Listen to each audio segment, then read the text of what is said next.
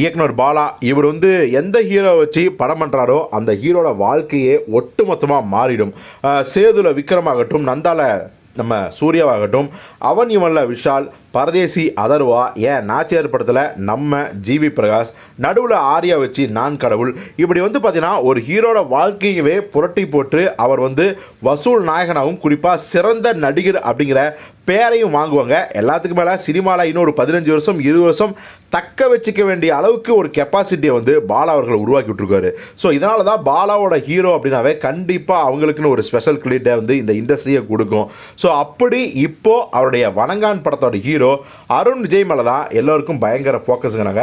ஏன்னா அருண் விஜய் என்ன தான் இப்போ சில பல வெற்றிகளை கொடுத்ததாலும் கூட பாலா படத்தை நடிக்கிறதால கண்டிப்பாக இவரோட உயரம் வேறு லெவலுக்கு போகும் அப்படின்னு தான் சொல்கிறாங்க. குறிப்பாக சூர்யா நடிக்க வேண்டிய ஒரு படம் இப்போ அருண் விஜய் நடிக்கிறதால கண்டிப்பாக வெயிட்டேஜ் ஜாஸ்தியாக இருக்கும் அந்த கேரக்டருக்கு. அருண் விஜயும் நடிப்பில் சலைச்சர் வரல. ஸோ அந்த டீசரை பார்க்கும்போது பாலாவோட இழுப்புக்கெல்லாம் எப்படியெல்லாம் பாலா செதுக்குவாரோ அதுக்கெல்லாம் தன்னை வந்து அப்படியே ஒப்படைச்சிருக்காரு அருண் விஜய் அப்படின்னு சொல்கிற அளவுக்கு தான் ஒவ்வொரு ஷாட்டுமே இருக்குது.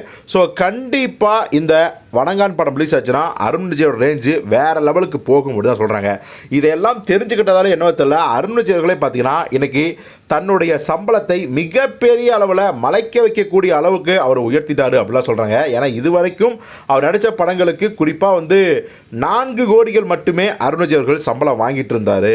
ஆனால் இந்த வணங்கான் படம் ரிலீஸ் ஆச்சுன்னா என்னுடைய உயரமே வேறு, என்னுடைய பிஸ்னஸ் வேறு, என்னுடைய மார்க்கெட்டும் வேறு லெவலுக்கு போக போகுது அப்படிங்கிறதாலேயே அவர் வந்து இப்போ டபுள் மடங்காக கிட்டத்தட்ட 8 கோடியை வந்து அவர் சம்பளமாக உயர்த்திட்டார் அப்படின்னு சொல்கிறாங்க. முன்ன 4 கோடி இது வரைக்கும் இப்போது 8 கோடி சம்பளம் கேட்குறாராம். அதுக்கெல்லாம் மிக முக்கிய காரணம் பாலாவோட இந்த வணங்கான் படம் ரிலீஸ் ஆச்சுன்னா தன்னுடைய ரேஞ்ச் வேறு லெவலுக்கு போகும் அப்படிங்கிற அவருடைய அசாத்தியமான நம்பிக்கையும் மன உறுதியும் சொல்கிறாங்க.